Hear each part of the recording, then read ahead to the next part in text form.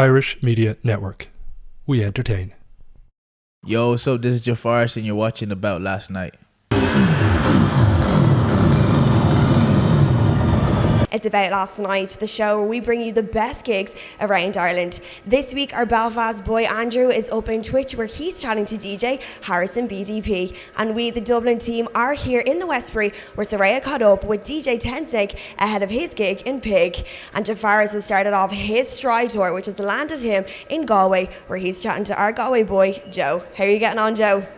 Thanks a million, Kellyanne. Good evening, folks, and welcome to About Last Night. Welcome to the West Coast. Now, tonight I'm very excited because tonight we are in the Roisin Dove, and this gentleman, Jeff Faris, is playing for us tonight. Thanks a million for sitting down with us. Thank you so much. Cheers. So, you have just released your debut album off the back of a very, very successful debut EP, Velvet Cake. So, Stride was released on the 8th of March. Tell us what we're in store for, what we can look forward to.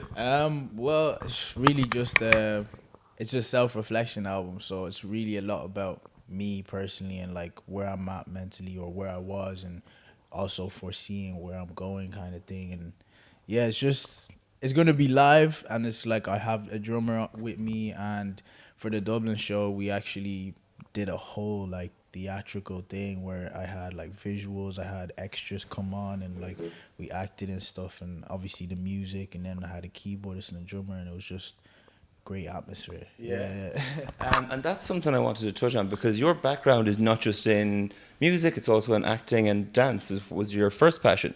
So your shows combine a lot of that. There's a lot of kind of theatricality to them, there's a lot of dance and choreography to them. Do you enjoy that element as much as the music part almost? I feel like that's probably even like that is what makes it all, to be honest. Like the music is cool, but I feel like it's not enough to get my point across almost, because like my lyrics get lost in like the beats and like my flows and stuff, so it's great to have visuals to accompany it for people to be like, oh, that's what he meant by that song. I'm super interested in like cinematography, videography, and obviously dance, so like to bring it all together just kind of makes it a package. And do you put the whole show together? So all the moving parts, do you have your hand in every element of it? That you create the whole process together, or do you have people who contribute as well? So for this, it was like I see a movie on stage, and that's just me saying a blank statement, and then like my team coming together and be like, all right, cool. So what part of the movie is the beginning, the middle, and the end, and like how do we do this and this and this, and it's like all putting our heads together. But I'll definitely put all like praises to my MD Smiley. He saw it perfectly in his head, and he's like, all right, cool, lights are gonna look like this, visuals should come in here. Like we all had like our little ideas, but he really like he knew exactly, drew them together. Yeah, when I saw everything I was like, no, not this, not this, not this, but all of this is perfect, and it turned out amazing. And can I ask you, you were in Sing Street 2016, worked under a fantastic director in John Carney. Did that help did that experience and being on set and seeing a full-scale production and all the moving parts that go into that, does that help you then when you're putting together something like this? I learned more about acting than I did the actual directing side of things when I did it. It's more like my friend Nathan, who shoots on my videos. He really teaches me how like all these visuals and things work, and how like you direct and how you talk to people on set and stuff like that. So that's kind of where I'm inspired to even write like stories or movies or like scripts of any sort kind of thing. So yeah, it's fantastic to have that inspiration as well. And look, last year musically was a massive year for you. So both yourself, Cormac, and Saint Sister were part of Three's Made by Music campaign, which is fantastic. You headlined the Other Voices stages, Electric Picnic and Longitude. What do you have planned for 2019? What's the follow-up act?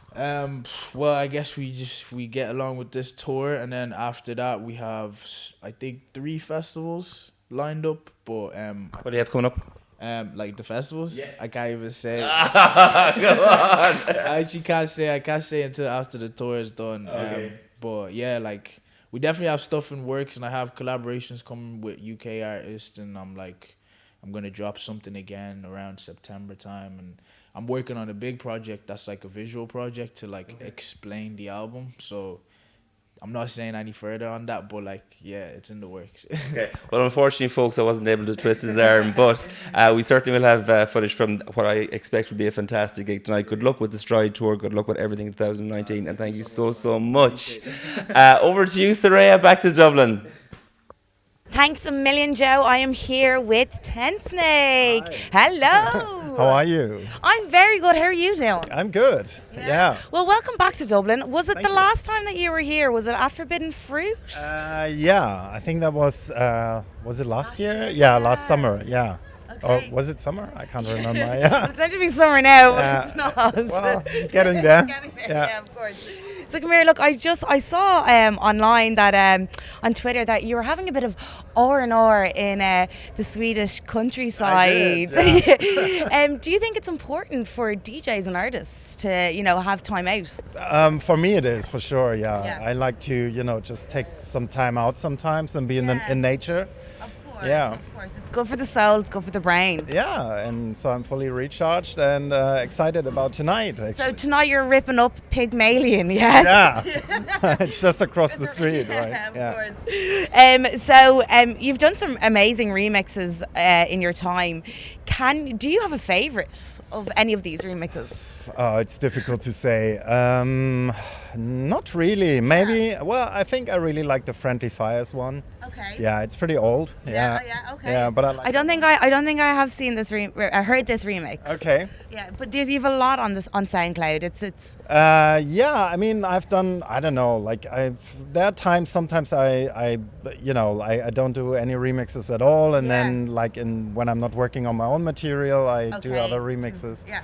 So yeah, and lately I did a lot for more like indie bands again, which I really enjoy because you can work with vocals, which I like a lot. And it's a different dynamic then as well, isn't it? Mm. Yeah, of course. So who were your influences growing up?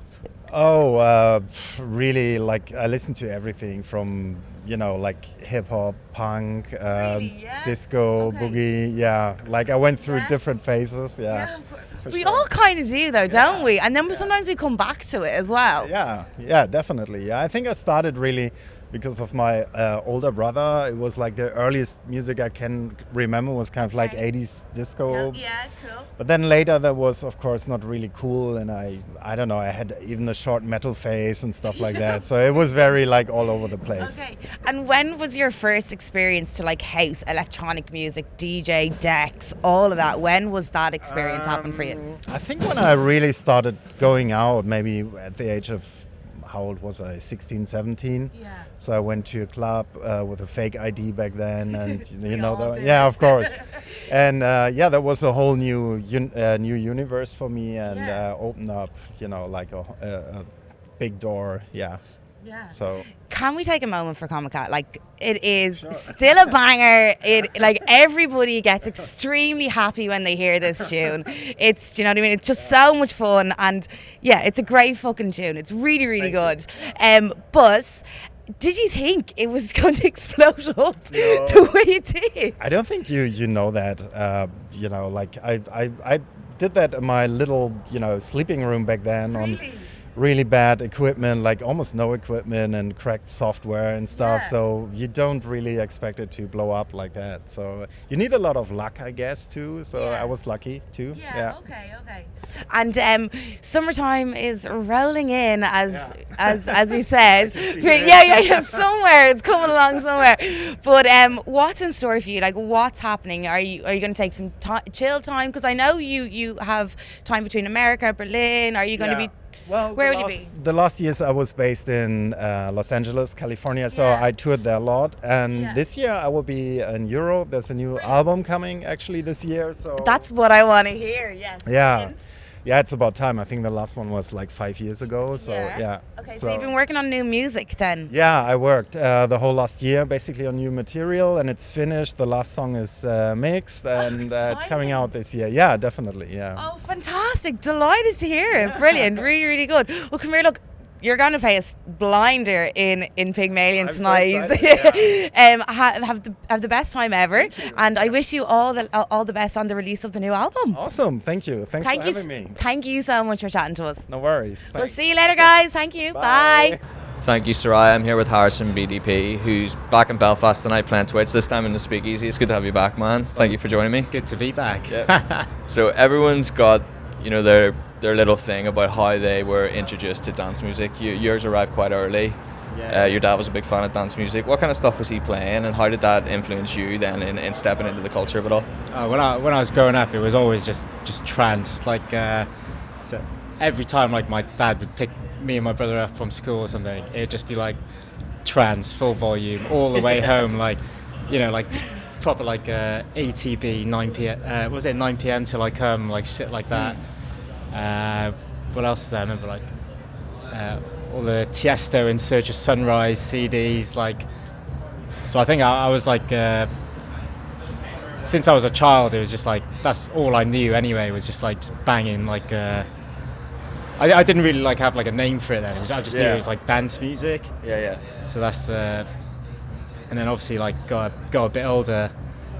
I think when I was like 18, 19 and first started going clubbing, then it was like back in like 2010 or something. Yeah. It was like dubstep days then.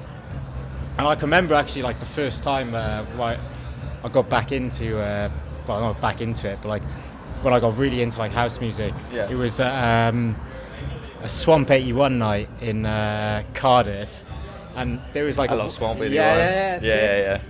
And the warm-up DJ, I think the DJ playing was like DJ One Man or something. Yeah. And the back in the day, one man was sick. banging. Yeah. So anyway, this guy was playing like this would have been like maybe like 2012 then. Mm-hmm. And the warm-up DJ for him, I still don't know who he is. Maybe he's like a uni student or a guy from Cardiff, but he was playing like deep house, but I didn't know what it was. So anyway, I turned up to like the club and I was pretty fucked up anyway. I was like listening to this guy's set and I was just like, turning to my mates, I was like, what the fuck is this kind of thing? Mm-hmm. And then like one of my boys was like, oh yeah, this is deep house. Yeah. And I remember then like after that, the next day or like maybe like the week later, I went on iTunes and like I downloaded like just a load of like deep house I didn't have a clue what I was searching for or anything. And downloaded them, and like that's sort of like how I got hooked on like or got into like the house music scene and that. Yeah. Just from that like one night, I guess. Like maybe like influences from like my dad and shit, listening to trance. Yeah, because you can in your music and stuff you can hear that like it is like proper deep house. They've got those trancey elements, those kind of like spacey kind of that's it. Yeah. But like I was always into like the dance music shit and that. Like, so you actually lived in Tokyo for a little while as well. How long were you there for? I was there for like 5 or just over 5 months, I think.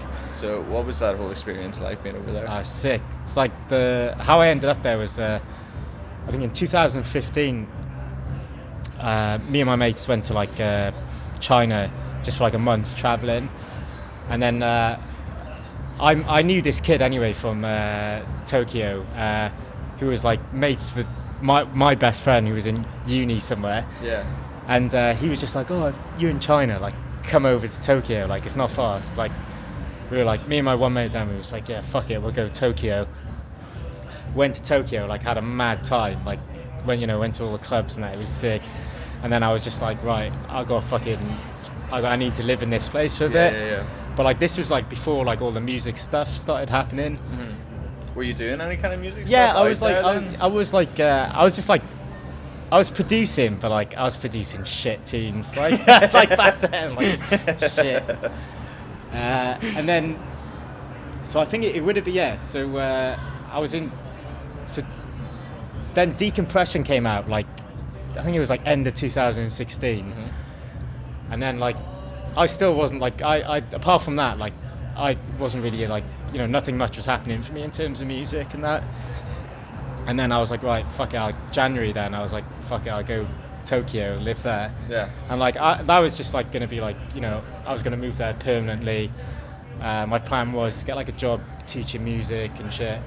But then like, Decompression started like blowing up, and then It's Foggy Outside started blowing up and that. And then like, I was like, okay, I knew my like time in like Tokyo was going to be like limited. I wanted to go back, so I kind of ended up just in Tokyo, just like didn't really do any work or anything, but just like ended up like partying, like hitting up the record stores and that. Like the clubs in Tokyo are just fucking unreal. Just like what was it, Contact? That was my favorite one. Yeah. I think it used to be what was the name? It used to be called like Air or something like this. But I remember the first time I went there, I was like, you have to like sign up on the their website and get like a barcode. Yeah. So I did that, and then I ended up getting drunk as fuck on a night out, and I was like, fuck it, I'm gonna go Contact tonight. Like this would be my first time, and it's like it's in Shibuya on the map, like right in the middle. And I was walking up and down this street, and I was just like, fuck. I was like, where the fuck is this place? Like I keep passing it. So I asked loads of people, and like no one knew. And then I just like bumped into this one girl, and I was like, yeah, do you know where Contact is? And she was like, yeah, you just need to go into like this car park over there and just go to the back or something. I was like, okay, well, try it out. So anyway, you go into this car park. Like you walk to the back, and there's just like a door at the back with a dude standing outside. And he just like show him your barcode, he scans that, and it's like lets you in. Yeah. And then you go down some stairs, and it's like you're in like it's like a. I tell you what, mate, like dance music's missing like that kind of excitement. I think. Do you know what I mean? Like, cause when you're going to something like that, it's just so much different from like the natural like, club especially environment. Like when you're in like, I mean, like being in Tokyo anyway, like you feel like you're in another world. Yeah. But like, there's a few sick places there. Yeah. And like, I don't know, like I think the scene was really good there. Like you get, because especially like coming from the UK, you kind of get the feeling that like when you go into like a rave or something, maybe like a lot of people there just like they just want to get fucked up. They're not there for the music. Yeah. Whereas when you're in somewhere like Japan, you get more of a feeling that like they're there for the music. Yeah. This is sick. So you've a release coming out soon on Just All Records. Premiere went out. Clips are on your SoundCloud available to listen to as well. It's sounding fucking great. Like, what else you got in the pipeline? Like, where can people catch you gigging over the next few months? Got loads of stuff coming up. I got so after the Gestalt EP, I got another Lost Palms EP. I got an EP coming on Berg Audio. Another EP on House from Cardiff. There's a few other bits as well. Like that's the problem. Like I got so much shit coming out, I can't even remember it. Yeah. And then in terms of gigs and stuff, oh man, next month, like I think I'm in. Hang on, I'll check now. Actually, that's good though. You're busy. Yeah. It's busy. You're busy at least. There's a lot of hangovers, that's for sure. So I'm in Hidden Manchester tomorrow. Oh, you've actually got it all put in the little app. Yeah, sick. Aberdeen, Leeds, Berlin, R&S Records at Watergate. That's going to be a sick one. Hangar, London, Belgium. You have a big summer, is basically what you're saying. Seven Islands as well. Yeah. Little India tour as well. Why not? Well, man, I want to thank you so much for joining me. It's good to have you back. Really looking forward to chat. You blew the roof off the Menagerie last time, so I'm looking forward to similar vibes here tonight. So thank you.